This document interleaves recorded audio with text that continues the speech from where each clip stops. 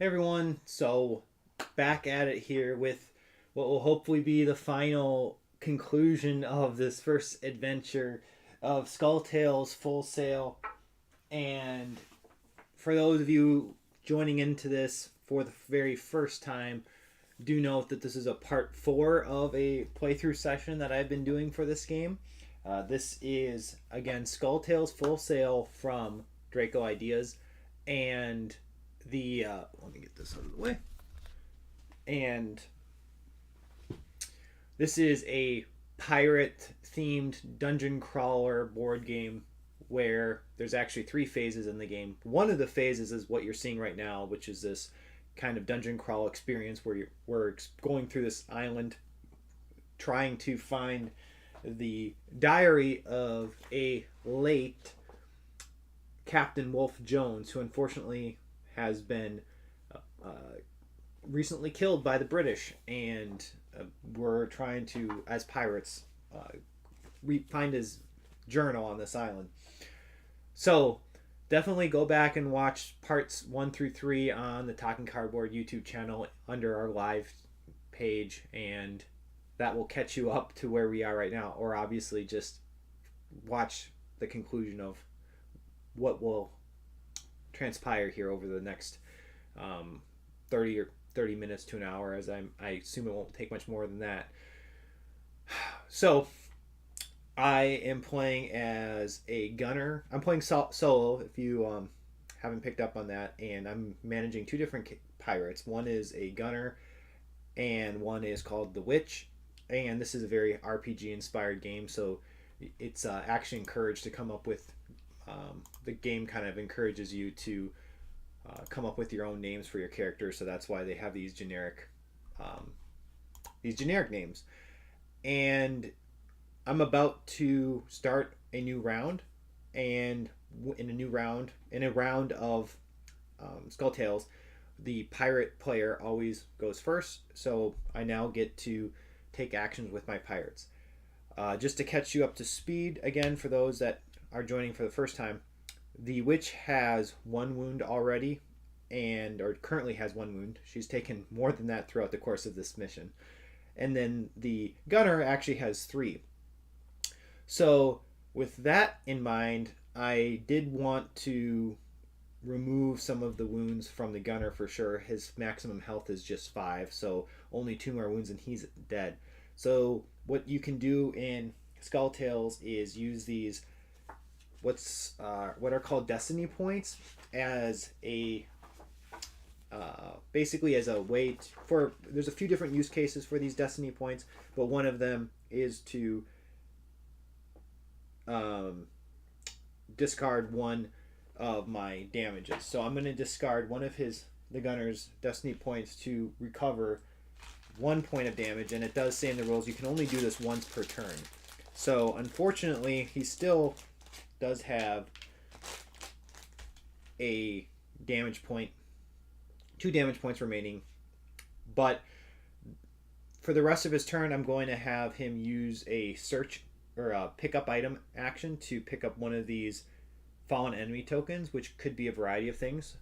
And I left my important camera switcher over there. Okay, so let's go to the side camera here to see what exactly it is that the Gunner has discovered. And it is 1 single copper.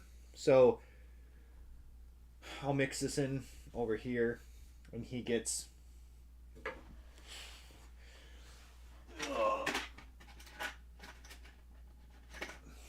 1 additional copper to his collection. So that was his first action of 6. So he's got 5 left. And I needed to start. I was going to try to keep track somehow. I forgot what I had in mind to help keep track of how many action points I use. But he's got 5 left. So he's going to do another one to pick up another fallen enemy token. And what's he get? 3 coppers this time. So more wealth.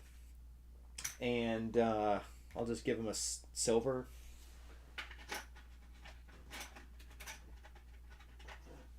to denote he now has 10 total coins. And then that's 4 actions still remaining. He could be greedy and pick up this fallen item, this additional fallen item that's next to him. I feel he's not that greedy, so instead I'm going to have him spend 3 action points to reload his blunderbuss. So that is, in this game, when you shoot a firearm, you do have to reload it, which is very thematic, given the fact that these types of firearms did take, I believe, they some time to reload. So 3 action points to reload the blunderbuss, and it's still in his backpack, by the way. That's what I'm trying to denote by it being under his card here. And he still has 1 action point left. I am tempted just to switch out his items because I think running into a area with his blunderbuss on him is always a good idea. So for his last action point, I'm just going to switch out his blunderbuss with his axe and his grenade because the axe or the blunderbuss is a 2-handed weapon, so he can only hold on to that at a time. Only hold that. That concludes the gunner's turn. So now we'll go over to the witch. The witch, I think, might just... I'm debating just having her doing a rest action because then she would get back her destiny token and could use that to remove her final health marker. So I'm eyeing that as an idea for her. The other thing she could do is swap out her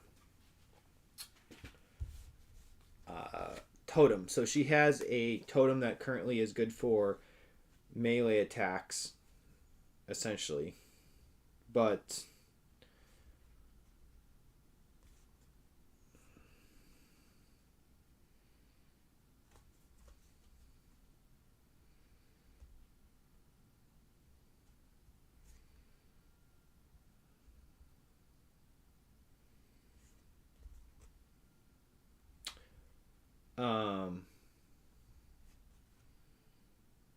yeah, I'm going to try this. So for her turn, what I'm going to have her do is switch out her totem. So for 2 action points, she actually can use a different totem. In this case, I'm going to have her use her snake totem, which still gives her 3 melee attack, but now gives her 3 agility instead of 3 strength. And by doing that, that does cost me 2 action points. This now has to go to the number 3 slot on the spell cooldown track. But now that I've done that for 2 actions, she only has 6, so she's got 4 remaining. I'm going to use a spell that corresponds to the snake totem, which is called Shed Skin, and says you can discard 1 of your damage tokens. So this spell also has a cooldown of 3, so I'll place it there as well. But now she removes this damage, and finally, for her last action point, I'm going to have her do a search action, or not search action, a pickup item action, so that she can pick up some money too. Well, let's hope it's some money for her. And what it is 2 coins. So, not bad. So I'll give her 2 more copper coins. And that's the end of the pirate turn. So we now go to the enemy turn. The enemy doesn't have any enemies on the board or map. So that makes their turn very simple. We don't really have to do anything. And with that said, we move into the final phase of the round, which is I think they just call it end of round, and I always am looking this up just to make sure just to make sure that I do everything correctly. So this is the adventure event round, is the last part of a round, and it's resolve any effects that may make the pirate flag token move, which I don't think there's any. Remove tokens of any fallen enemy, blah blah blah. Recover from stunning, blah blah blah. Perform the character state stuff. Nope. Flip all depleted cards face up. And there's none. The cards that are on the 0 position of the cooldown turn track on the magic board recover the rest of the cards. Advance 1 step. So that's this part. We advance the cards on this magic board, is what it's called. 1 step. And finally, we do have a event card draw. And the event cards kind of keep the game moving because you obviously could just take your time and heal up every single time you finally have 0 enemies on the board, but you're drawing these adventure cards, which could potentially cause something bad. In this case, it's bad luck. A blackbird stands in your way. A bad omen. Choose the tile with the most characters randomly. If tied, all characters on the tile must make a successful mental 3 roll or lose 1 destiny point. So to be honest, since the witch doesn't even have any mental destiny points to lose, I'm not gonna bother doing a mental check for her. However, the Gunner does have one destiny point that I definitely wanted him to use for healing purposes, so he will make this mental check. And you can see on his board that he only has a mental ability of 2, and that means he rolls 2 dice for this skill check. And the skill check was a 3. So that means that in order to succeed, I need to roll at least 1 4 or higher. And I was just trying to quick check what the exact trait is called, because I don't think it's mental. I think it's something probably a little different, but that's okay. I'm going to say mental for now. So let's check, see if he is able to keep his destiny token by rolling at least 1 4. And he does roll exactly what he needs, 1 4. So thankfully he does get to hold on to his destiny point. All right, well then that concludes that round. So we will move into the next round, meaning the pirates will get to go again right away. And before he does lose this destiny token, because we just almost did, the Gunner's gonna spend it. I'll just have him go first to immediately recover 1 more health. And I think with 5 health remaining, just 1 damage, I would say he's pretty much good to go into the next room. So he has 6 action points, so he's going to go 1, 2, 3. Explore is 1 action point, so he's going to explore, and to do that, we have this stack of what are called tile tokens, and these will dictate what map tile the Gunner's about to reveal. So let's see what it is, and it's map tile I1.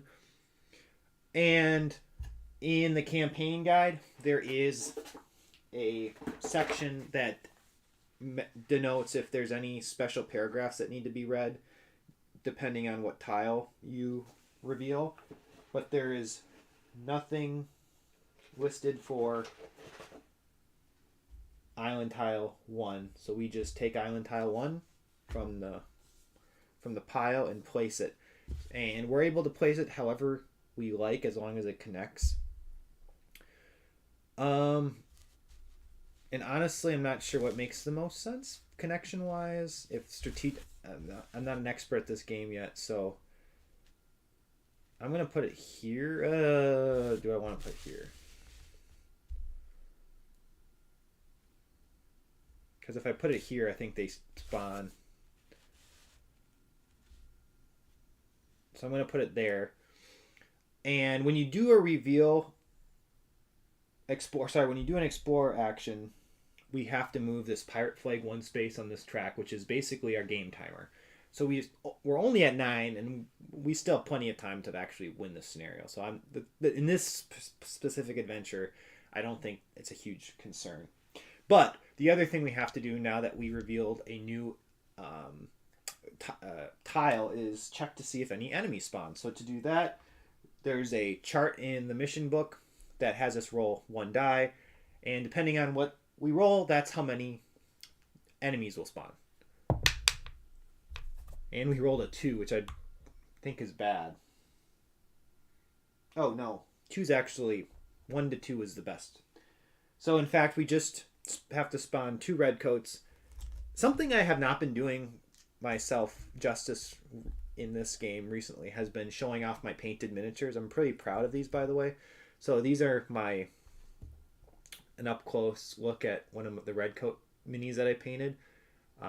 So they don't come in the game this way, but just to clarify, this is painted by myself, and I'm by no means saying I'm an expert. I just was pleased with how these turned out, and this is the first time that I added a texture to a mini.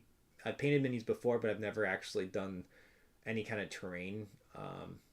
And I thought, oh, why not put some sand on the base of these minis? So anyway, that's my red coat up close. Okay, so when placing minis, I think it's just the furthest exit away from where your pirate entered. Okay, and I'm flip right to enemy placement. When you need to place enemies and there is no indication of where they spawn, apply the following criteria. Place the first enemy on the exit space farthest from the characters. And then it says place the next enemy on the next farthest exit space on the same tile. So I read that these are both exit spaces that are technically the furthest from my pirate. So that means 1 red coat will go there, 1 red coat will go there.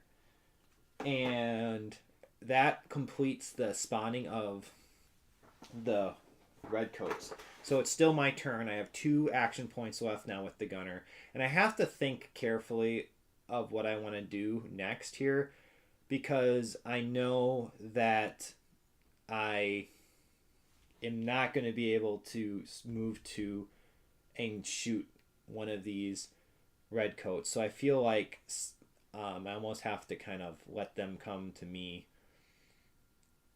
And maybe that was poor planning on my part, and I should have tried to turn the maybe we'll do a little bit of a takesy backsies now that I'm thinking about this more, because if I did it like this, I don't think it changes anything, and if I did it like this, I don't think it changes anything. Okay, we'll just keep it how I had it, because wait, I had it like this, I think. We'll keep it how I had it, and yeah, I think he has to just move backwards though for the time being. So he's gonna go 1, 2 there. Okay, and then that's the end of his turn. That for the witch, she has 7 action points that she can use. Unfortunately, she's not going to be able to run up to those 2 red coats and do anything, because it's 1, 2, 3, or 1, 2, 3, 4, 5, 6, 7, 8, 9. Yeah, there's way too far. So the best thing she could probably do is just move closer. I'm debating if I have her switch out a totem again.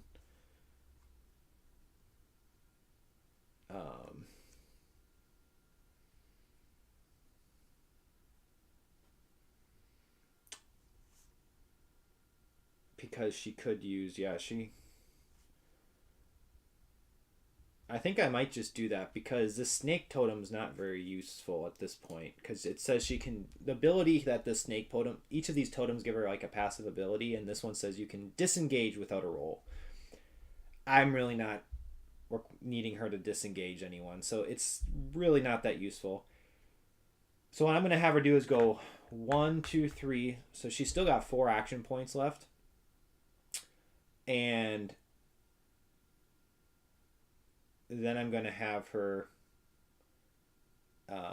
Actually, I'm going to have her go here. And then I'm going to have her discard her snake totem. So it's now going to be at a cooldown of 3. And instead, I'm going to put out what's called her wolf's totem. Now, that does cost 2 action points, but that's okay. And then she still has 2 action points left, so she could do a search action. I'm going to have her do that. For a search action, she simply has to pass a perception check of 4. Her eyes or perception is 4, which means she's going to be able to roll 4 dice for this skill check. And she just needs a 5 or 6. 1, 5, or 6. So you would think this would be easy. Sometimes I don't have the best of luck. But thankfully, I actually rolled... Well, yeah, I got 1 success, but that's all I needed. So because of that, I now get to draw from the search deck. Let's hope it's something good. And it's an... Oh, it's something a little different. Warana Seeds. Discard this card to get an additional 3 action points. Well, that's actually a really good item in my mind. You know, it's a consumable, but still, that's a pretty nice item to have. So she could use it right now, but there'd be no real value. And actually, she's used up, I think, all of her action points at this point. So that concludes the turn of the pirates. Now we go to the enemy. And normally, if an enemy is adjacent to you, they attack. But if not, then you follow this procedure chart for each red coat. So I'm going to do this red coat first. I roll a die, a d6 here, and it will tell me what they will do. So a 5 means form up. Confronts then...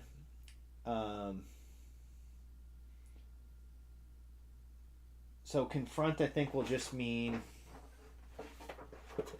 And I hate that I always have to look this up, but I think they just charge at me as close as... Or they try to get as close as they can.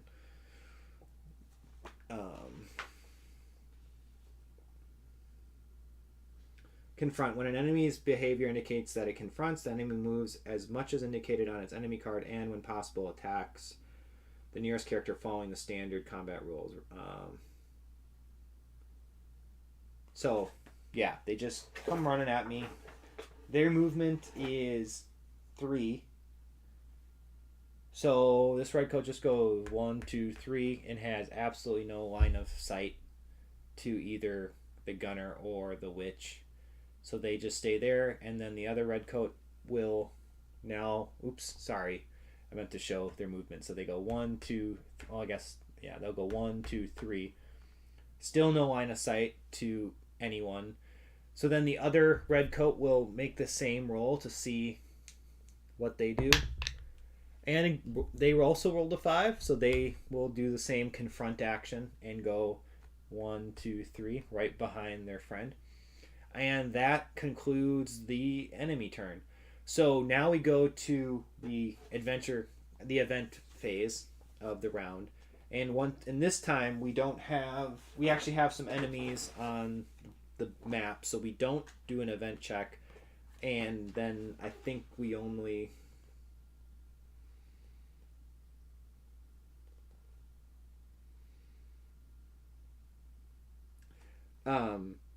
the only thing we have to do is manage that spell board. So this goes to 0. These two now are at 1. This one's at 2. Okay, so back to Pirate's turn. And we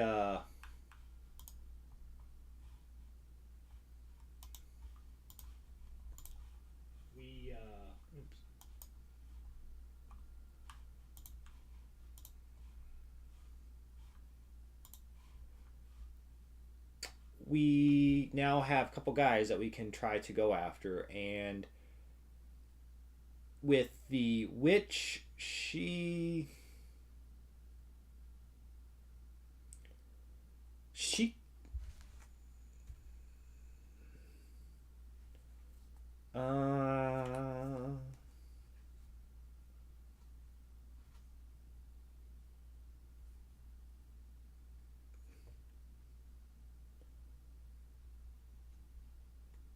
So her wolf totem says she can.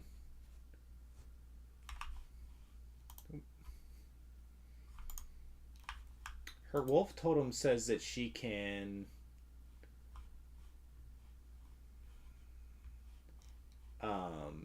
run through characters without asking for permission. I don't know if that. I mean, a character. Ugh, sorry guys. I need to double check if a character is a bad guy too, or just the good guys. Because then that's not. I was wondering if she can run through.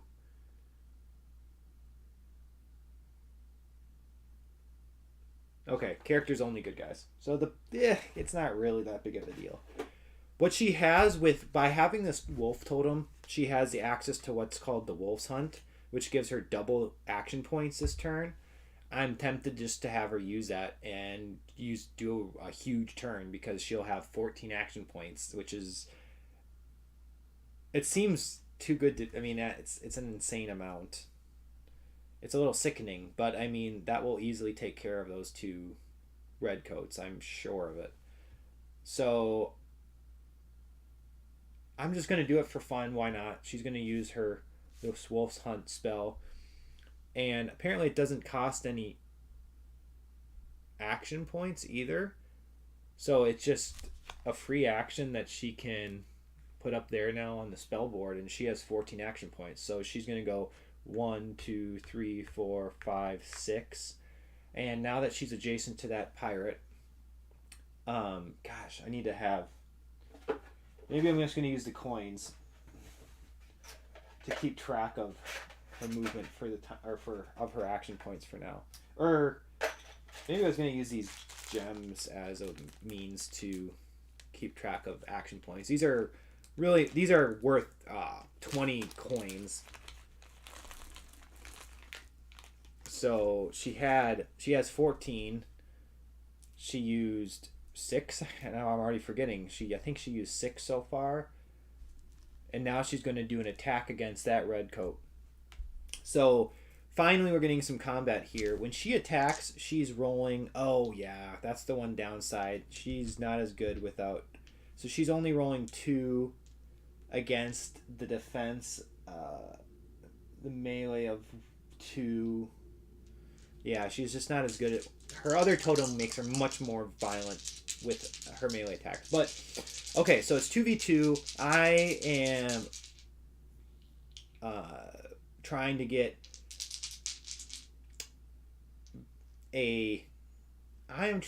higher. Yeah, a 3 or higher, and they need a 4 or higher in terms of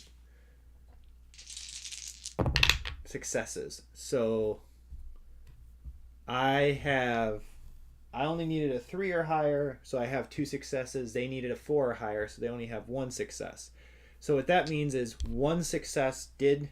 Oh, by the way, something I should have immediately marked was the fact that this cost me 3 more action points to her pool. So she's used 9 total so far of her 14. Anyway, so what this means is 1 does go through, and as a result, she will do 1 plus 1 plus. Oh yeah, it's just 1 wound then. I'm really her other totem was just much better for melee combat. Anyway, so she only does 1 wound, unfortunately, to the red coat. So this may not have been as good of a move as I thought it would be, but we'll see if she can finish him off. So she is going to do another attack, which is 3 more. So now she's already at 12. Oh, wait. Attack's only 2. So I said she used 3 for her attack. It was actually 2. So she's going to be able to attack again. Now she's at 10 points used. Same exact rolling situation here in terms of what I need and what the red coat needs to defend himself. Okay, this stinks because they defend my critical. Even a 6 as a critical would have been really nice, but They defend it because they also rolled a 6. However, my 3 goes through. So I do 1 more point of damage because the 1's a miss for them. So they did. So this my 3 goes through unblocked. So back to the map here, I will mark that the redcoat takes 1 more point of damage. Okay, so I'm gonna do attack again for 2 more action points. Same dice rolling situation. Oh, that's abysmal. So unfortunately, complete miss of an attack because I rolled 1 success, they rolled 1 success, and that's it. Okay, and you guessed it, I'm going to do 1 final attack. So this is the 13th and 14th action points that I had available for me that turn because of my special card. Hopefully I actually knock him out with this last attack. And I didn't. So that was a very disappointing turn for me. I don't know what to say. It is the gunner's turn now, but I don't really think he's going to be able to do much. I'm tempted now to have her use... Well, I could have her use her discard this card to get an additional 3 action points. And it seems kind of almost a waste, though, because I don't think she's going to be able to do anything. I mean, she really failed. So it is what it is. I guess I'm just going to have the gunner take their turn. And he's going to go 1, 2, 3, 4. And he's just going to shoot from there. Because he does have line of sight from the... It's from 1 corner to two corners. 1 corner from the attacking, 2 corners to the defending, so he can attack this one front redcoat. Because he was here, so yeah, let me do 1, 2, 3, 4. Ugh. I take that back because he was here, so it was 1. Oh no, wait, he was 1, 2, 3, 4. Yeah, so he has just enough to do an attack with his blunderbuss because it's 2 for him to attack. So he only rolls 2 dice, which is not great. He needs to, but he only needs a 3 or higher, and he only needs 1 of these to actually hit. So thank goodness, because this was not a hit, but this one was. And his blunderbuss, just in case you guys were wondering about this, his blunderbuss shows that it's a range 2, but then when it has a success, it deals 3 damage. And already the witch had dealt 2 damage to this redcoat. It only has a health of 4, so that was enough to take the redcoat out. And I'll remove these. And then the gunner gets a prestige point for doing the last damage. Although it was a team effort, we will acknowledge that. And then a fallen enemy token is placed on that spot.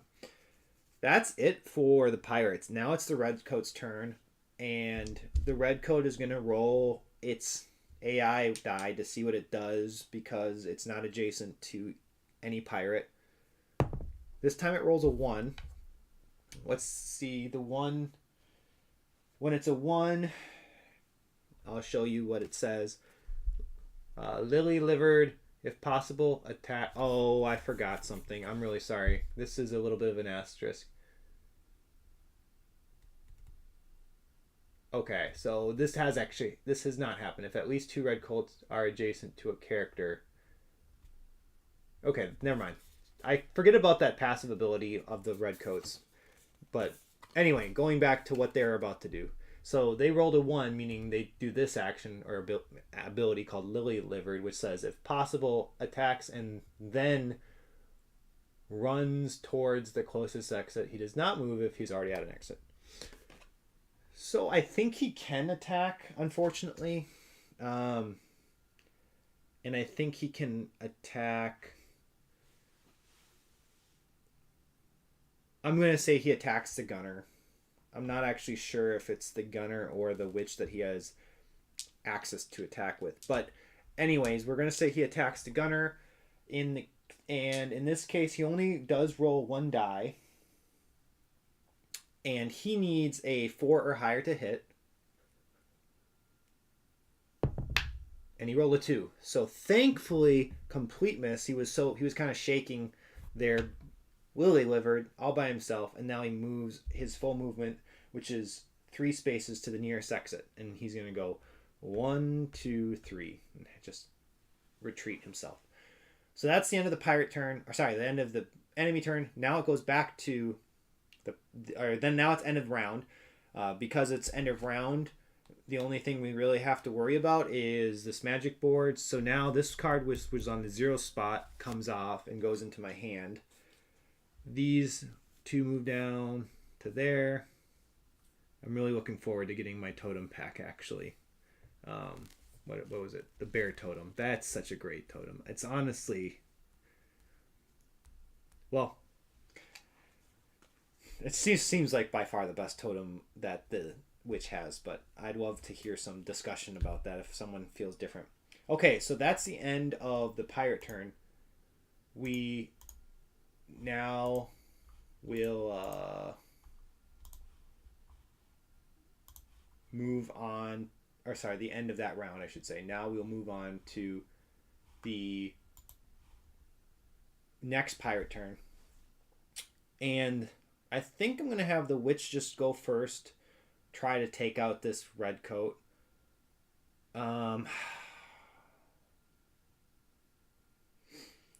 Yeah, I feel like that's the best choice here. So the witch here is just going to go 1. Okay, yeah, let me do my gem thing. So she's going to go 1, 2, 3. So that's 3 action points that she's spent so far here. Now she's going to attack for 2 more. When she attacks, again, it's just 2 dice that she's rolling against the red coat's 2 dice.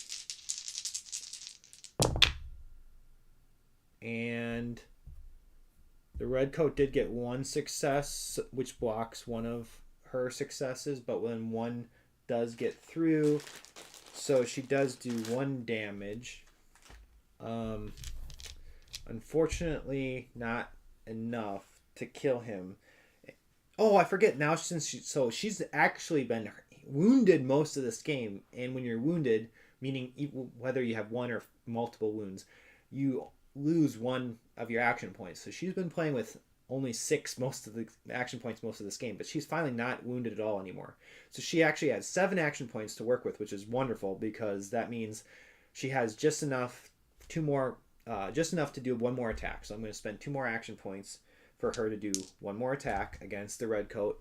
Hopefully this time I just really want a good roll here. I'm not getting what I want. Oh my goodness.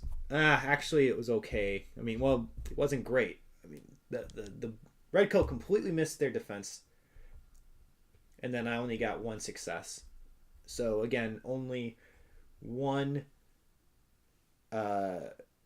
and keep in mind, I haven't even mentioned this because it hasn't mattered. Her staff adds +1 to her melee results, but like in this case, making this a 2 doesn't change anything, and making this a 5 doesn't change anything, so that doesn't really matter.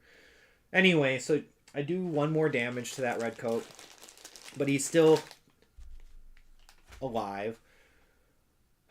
Alright, so now it's the... Oh, and I forgot to unload the blunderbuss. So now it's the gunner's turn. He's going to go 1, 2, 3, and his best option right now is actually the axe throw. So he's used up 3 so far. He's going to switch out his equipment here. He's going to put the blunderbuss, which is still unloaded, unfortunately, in the backpack. Take out his grenade and his axe. Holding the grenade doesn't actually matter, but we'll take it out because it's fun to hold. Then for his that item switch was 1 action point. So he's got 2 left, which is just enough for him to throw his axe, hopefully square in the face of that red coat. So since it's a ranged attack, and he does have line of sight because again, it's from corner to 2 corners. So from this corner on his space, he has a line of sight to this corner and this corner. So he it's a range. So the axe, by the way, is a weapon that has both range and melee. So the range of him throwing it is his strength, and his strength's 4. So he's definitely within range of throwing the axe. And then if the axe hits, it does 2 damage. So I just need 1 success here, which means I need to beat the agility of the red coat. So I just need a 3 or higher. One dice to be 3 or higher, and the red coat dies. And I got it. Thank goodness. So,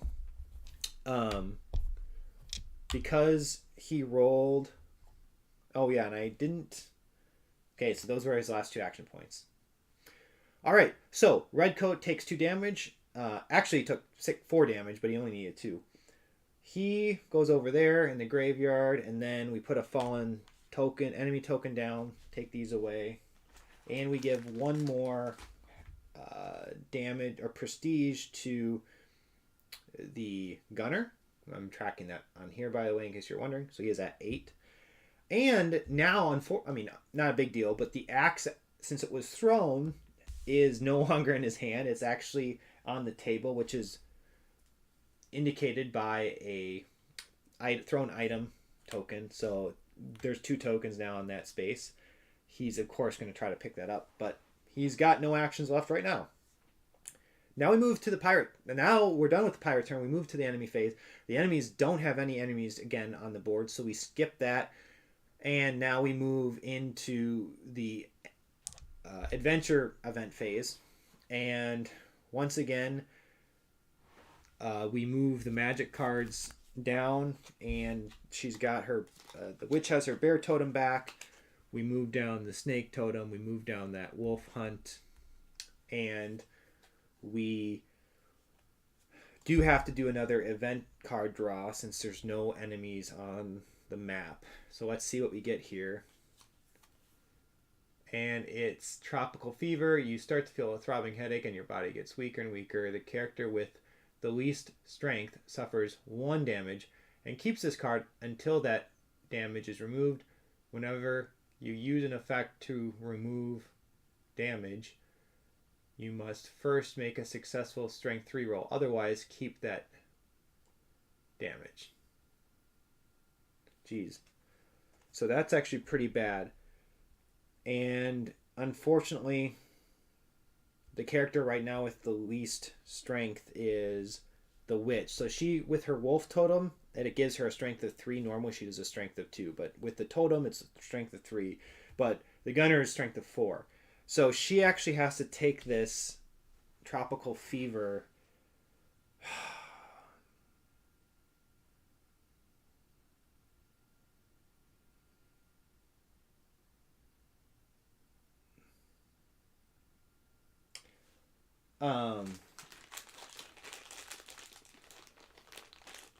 And I'm just going to denote the fact that I guess this is like a special wound from the Tropical Fever. So she's wounded once again. Oh, man. That's pretty stinky.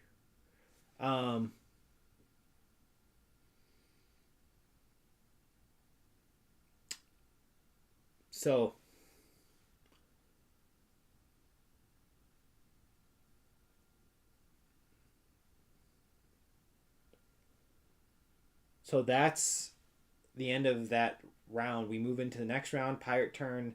The gunner could just take a rest action because he still is wounded and doesn't have any destiny points. So I'm going to go ahead and do that for him. When you rest, all you do is you get your destiny points back, or take a breath is what it's called. You skip a turn, don't spend actions, and you recover all your destiny points and advance the pirate flag. So I do have to go this up 1, but that's okay because we still have plenty of time left. and I think it's going to be worth it. So he's done. Now it's the witch's turn. Tempted to do the same for the witch just because she now has that really ugly wound that I would love to get rid of. So she's going to do it as well and take a destiny token, and that does move the pirate flag up one more. So that's the end of the pirate turn. We move to the enemy turn. There's none, so we go to the adventure event phase. We still have to draw an event because there's no one on the board. Let's see what we get. Okay, this is a special tile card. We don't have any special map tiles on the board, so the rules say if you get a tile or card, an event that makes no sense, you just isn't relevant, you just skip it, which is good. Okay, back to the pirate turn. I'll have the gunner go first. He's going to spend one of his destiny tokens to remove that 1 point of damage that he had. So he's back to full health, and he's going to pick up this fallen token. And, so this was nice. He got, we'll see. He got a search result. So that fallen enemy had some sort of interesting item on him. So we do a search card draw from the search deck. See what we get here. The 3-headed idol. Make a successful 5 mental roll or lose your turn. Oh, jeez. Oh my god. So this is really horrible. Make a successful mental 5 roll or lose your turn and half your money. So that's pretty unfortunate for him. He only has 2 mental dice. He's not the smartest tool in the shed. So since it's a skill check of 5, he has to roll a 6 here. And there's not a lot that he can do to mitigate it. By the way, I forgot to... So going back to the... this was 1 point that he's spent so far for this... picking up this fallen item, which has turned out to be a complete disaster. But let's see. Maybe he'll get a 6 here. He gets 2 6s. Holy cow. Wow. I don't know. He must have had his mental energy, that mental breakfast, whatever that was that morning. So thankfully, completely averted that disaster. He still has 5 points left, so he's going to go here for... second action point. So now he's going to pick up his axe for a 3rd action point. That fallen token goes away, and then he's going to pick up this fallen enemy token. Oh, and this time he's probably okay with this. It's nothing. No evil idol that he randomly picked up. And then he's still got 2 action points, so he's going to move up here for 5. And he could do a search for 6, but honestly, I don't know if he wants to press his luck. So I think he's just going to waste an action to do nothing. And that'll be the end of his turn. So we move to the witch. I'm going to right away try to get rid of this wound. So to do that, it says... so I can discard a destiny point for healing 1 wound, but I think based on how I'm reading this card, whenever you use an effect to remove a damage, I have to pass a strength roll or strength check of 3. Now, this is where having this wolf totem, I guess, is kind of nice because, well, I think the bear totem gives her strength of 4. Oh, I'm definitely okay. Sorry, back up. She's technically not going to have used her destiny point yet, because instead what I'm going to have her do is for 2 action points, so I'm going to mark this. For 2 action points, I'm going to have her put out her bear totem. And that means the wolf totem goes in the magic board and has to cool down. But with her bear totem, she now has 4 strength. Okay, now she's going to use her destiny point to try to heal herself, where she's going to get 4 dice now to roll, and she just needs a 4 or more. 1 4 or higher. 1 4 or higher. Oh my goodness, 3 4s. So thank goodness she rolled what she needed to do, and that means that we are able to discard this horrible event card, as well as get rid of that damage.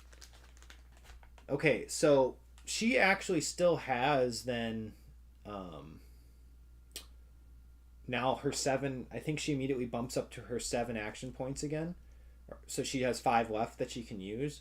Well, I'm just gonna have 1 immediately for her to just move forward. I think that makes sense. So she's still got 4 action points left. I'm tempted to have her search. I don't think I want her to do a explore, because that just seems a little risky right now, given that the gunner already moved or took his turn. So I'm going to have her do a search, because why not? A search is 2 action points, so she has the action points for it. And she's rolling 4 dice, and she just needs a 5 or... she does need a 5 or 6 to be successful. So it's not a guarantee by any means, but she did get it. She is fairly perceptive. So, also, I'm going to take a minute here to show off my painted work on her. It's a little hard to see maybe from that standpoint, but I tried to make her eyes kind of glow, because on her card the eyes are kind of glowing, and I don't know. I thought it turned out well. I was pleased with that. So anyway, back to the board here. She was successful, so she's going to draw a search card, and hopefully it's not some evil idol. Net trap. Great. Discard this card and make a successful agility 4 roll, or get stunned until you make a successful strength 4 roll at the beginning of your turn. Holy cow. This search deck is pretty nasty. So her agility is only 2. That means she's only rolling 2 dice, and she needs a 5 or 6. So maybe she'll get lucky like the gunner did earlier with the idol. 5 or 6, please. 5 or 6. She got it. So stupid net trap completely failed. She didn't bother her at all. Okay, so that ends the pirate turn. They're both done. We move on to the enemy turn. No enemies. Now we have to draw another... Oh, actually, first we shift down all these cards. So she does get the snake totem back. Wolf's Hunt goes down, and the wolf totem goes down 1 on the magic board. And we move back to the pirate turn. So I think we definitely are... Well...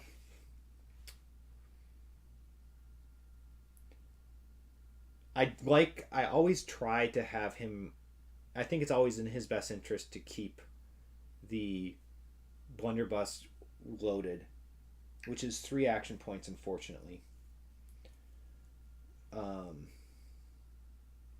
But I think... And honestly, we could, again, take a whole rest turn, which I don't really like doing, because it feels like I'm gaming the system a little bit.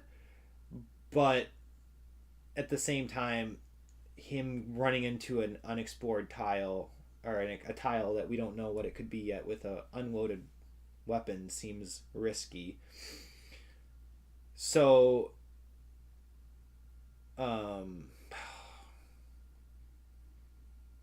yeah, he's done with the blunderbuss. We're just gonna go...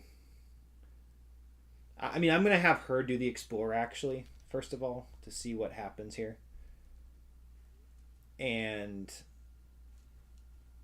she's going to go and explore. So I know I'm going to have to move her cards and stuff.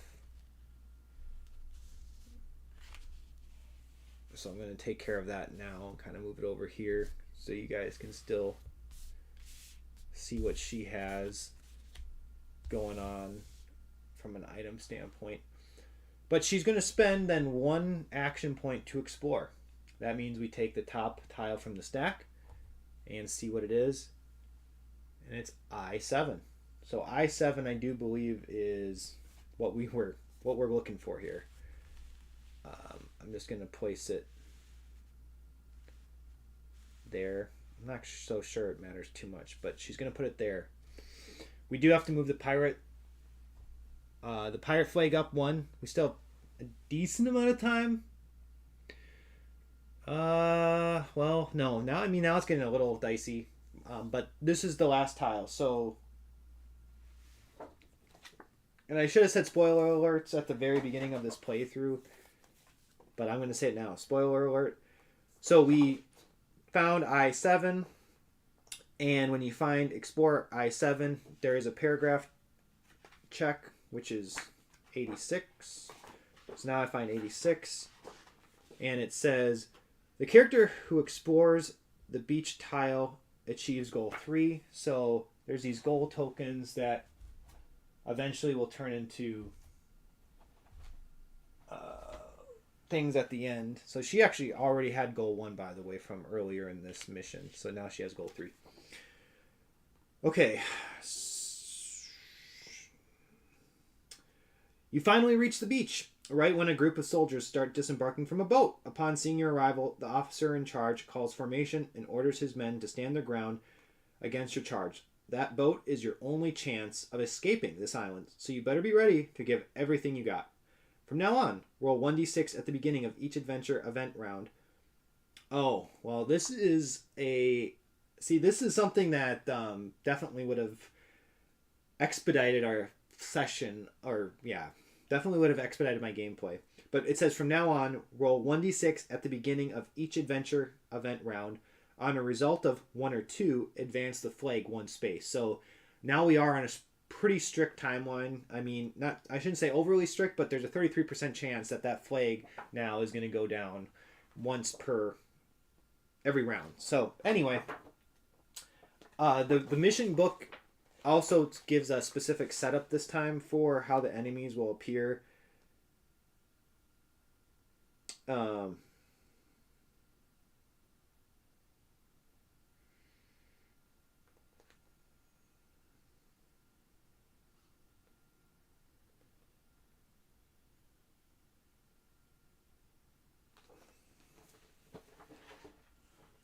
And that is like this. So we have like a general or officer, I think is what they're called. Then a couple red coats on his right side and a couple red coats on his left side. So we do have a good amount of actions here to spend. Obviously, this was planned. So she still has...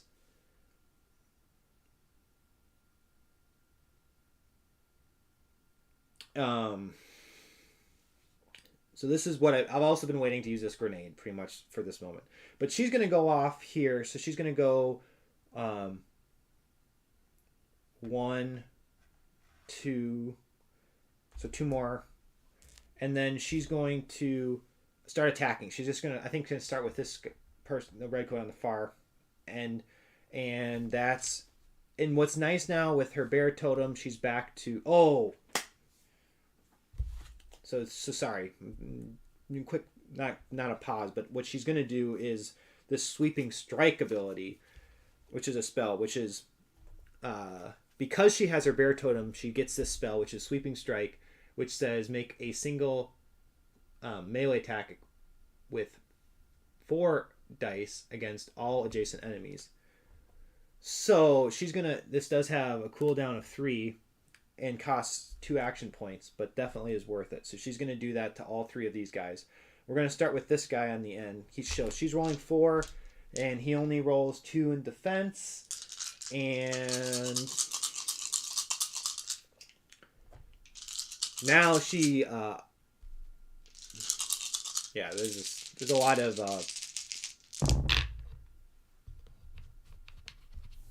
oh my goodness. Okay, this is like a complete dismemberment because her staff gives her +1 to all of her rolls. So this is actually a 4. This is a 3. The guy the red coat blocks just 1 of those hits. Then she gets 2 crits that go through, and each crit does a bonus damage. And then also her staff, her bear totem says that your melee attacks inflict 1 additional damage per success. So she did like 7 points of damage. So that's more than enough to absolutely just obliterate this red coat. So that red coat is off the map. We get a fallen enemy token, and then she does up her prestige now to 7. So she's going to continue down the line. Her next attack's going to be against that red coat. He's probably quaking in his boots about what he just witnessed. And hopefully we'll get some more luck here. We got okay, so this does become a 3 because of her staff bonus. This becomes a 2, but doesn't matter because it's still a miss. The red coat rolled 2 5, so he does block that one and that one. The 6 again is a crit, so it does 1 additional damage. Then also her bear totem is such that she does an additional damage. So she got 3 successes or 3 hits. She dealt 3 damage is what I'm trying to say. So unfortunately still alive, but almost dead. So I'll put a 3 damage token. And now the officer. So the officer does have a little better of a defense because he's rolling 3 defense dice to her 4 attack dice. But his agility is still just 2. So what she's the witch still only needs a 3 or higher. Well, actually a 2 or higher. Oh gosh, okay. So almost, yeah. So unfortunately, officer rolled a 6. So one of the critical successes she had is blocked. Her other 2 dice were blocked as well. So only 1 6 gets through, which is still 3 damage. But I'm going to have instead her optional critical is a stun. So she's going to do 2 damage with this 6 instead of doing 3 damage. I'm going to have it do 2 damage and a stun because I just don't want that officer to activate at all. And because he wouldn't have died anyway, so I just would rather this than him getting to activate. And he still has 2 damage. Okay, and she's not technically done yet because she still has 2 action points left. She's going to use her 2 action points that she has remaining to do a regular now attack against that red coat where she would be rolling 3 black or 4 3 black dice against 2, and the red coat's rolling 2 defense dice. So she just needs 1 damage. Oh my goodness, horrible roll. She's not even close. So that was a complete failure.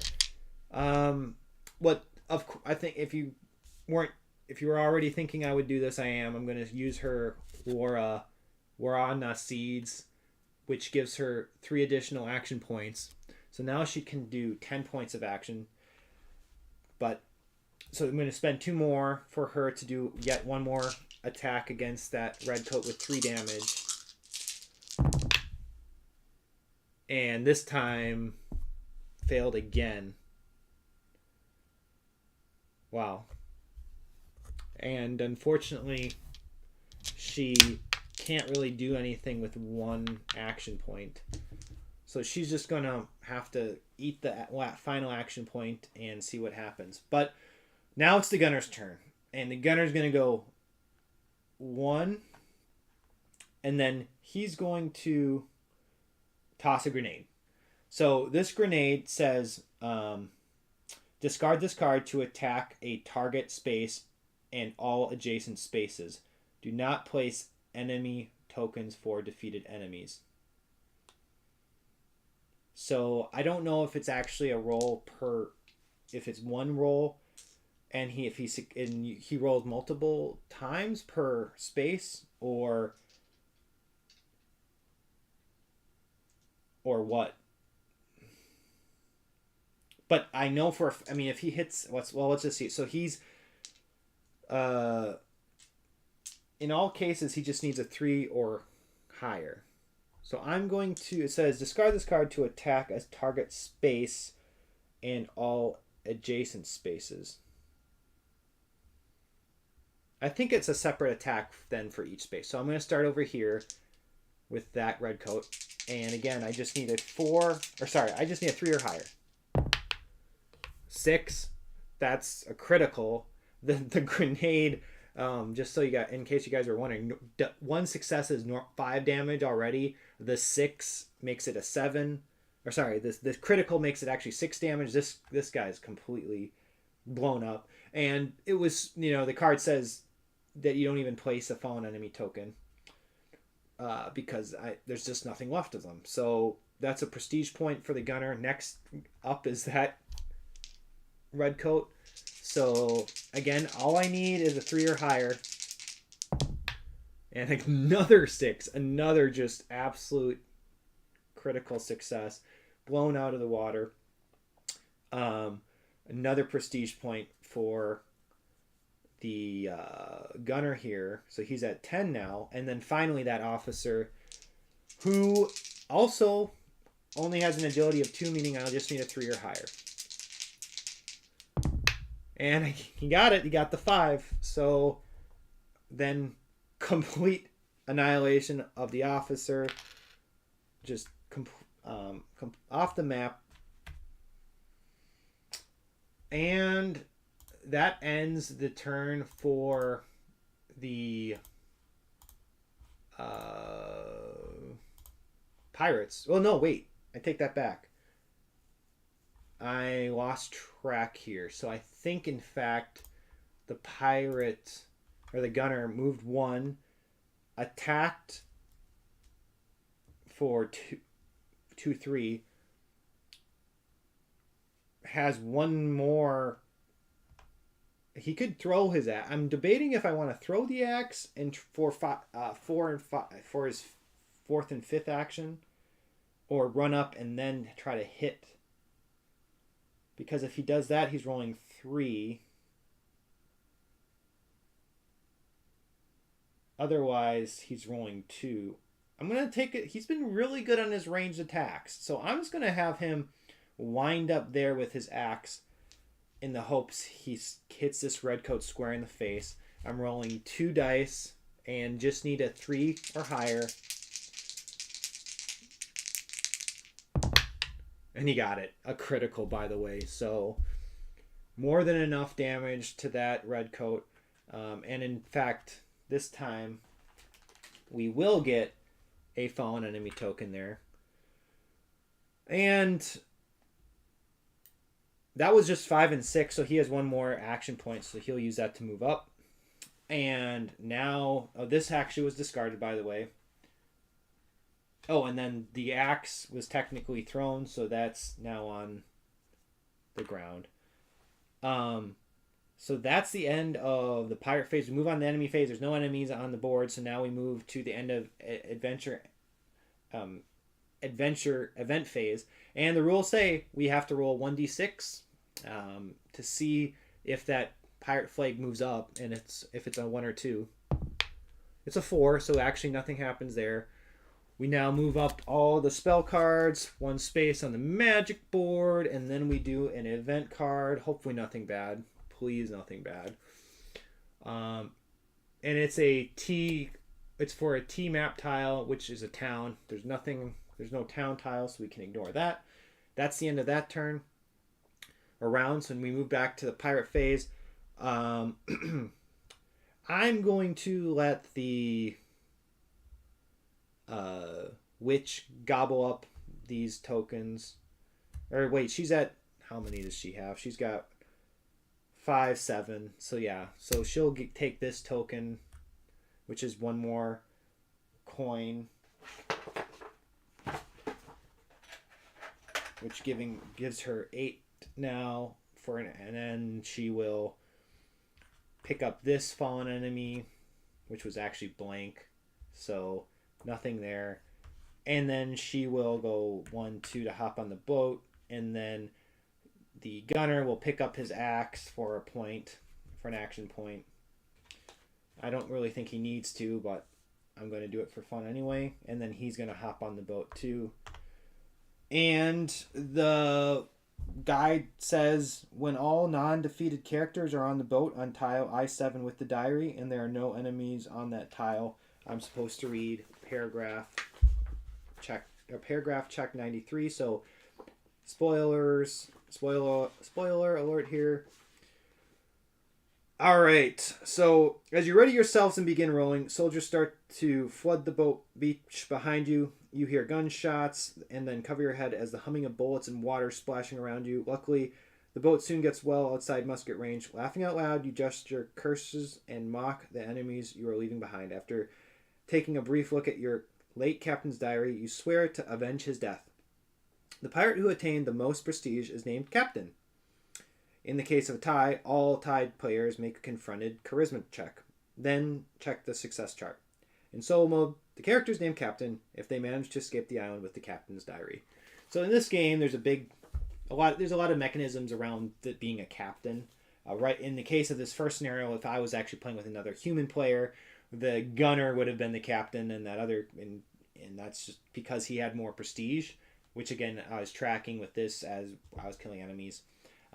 Technically, you can play the game solo, and the solo rules, there are solo rules. Basically, if I was playing solo, I'd only have one pirate, and then I'd have up to 3 allies, and the allies are basically they're watered down pirates. They use the other side of these boards, and they don't carry items, and they have more limitations on what they can do.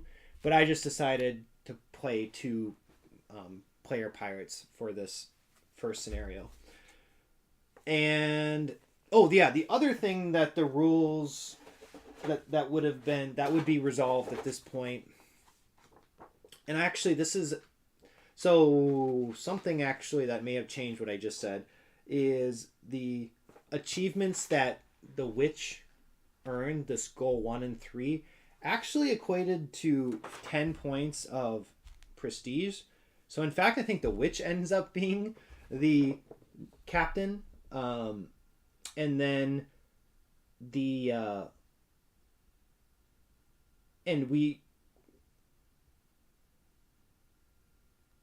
and then there's additional success here. Each character who successfully completed the adventure would get 10. So each character gets another 10 prestige points because the mission book dictates that every character that successfully survived gets 10. And also, each character gets 10 gold. So both gunner and the witch get 10 gold.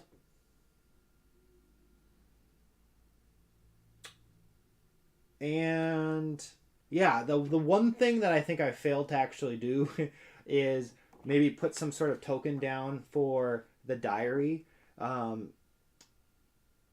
That wasn't very clear to me, that there was supposed to be like an object token to represent the actual diary. But I'm kind of reading through the lines here that I guess there should have been some sort of token that I placed down earlier in this mission to represent the diary that was on the ground. And I blame the guide here for not making that a little more clear. I feel like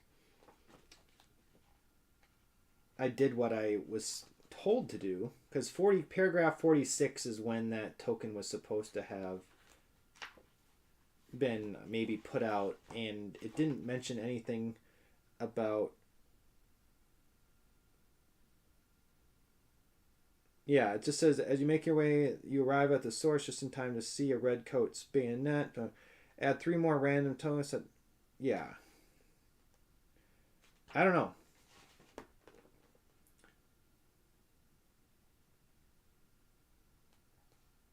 So anyway, that was a complete adventure phase of Skull Tales full sale. Once again, if you're just tuning in to this part 4 of my playthrough, please check out parts 1 through 3 on your own leisure, because I probably explain a little more about how the game works. But otherwise, this is a game that's going to be on Gamefound, I think, in October of this year. That's the estimate when the crowdfund campaign, I believe, will start. So definitely check that out if this game looks interesting to you. And what you just saw was just basically a third of what this game is. So there's also a voyage phase when you're on a pirate ship out in the Caribbean, attacking other types of ships or monsters and trying to navigate the waters and basically find your destination. And then there's also what's called the port phase. And in the port phase, that's where you actually get to utilize all this prestige and coins that we just earned in that mission. So you're probably wondering, well, what's the point of all the... And it's not just to determine who's the captain. You actually can spend your prestige and your money on various... on a whole variety of things once you get into the port phase. So I'll try to do a playthrough of both of those phases as well, so you can experience what those are like. But with that said, please, if leave any comments or questions you have about the game in the comments section below the video, or any other suggestions you have. I'm definitely will try to get you the answers, even if it's a question that'd be more for the publisher. I'm familiar with a lot of the team at Draco Ideas and would be happy to try and reach out to them on your behalf if you had any specific questions about this game.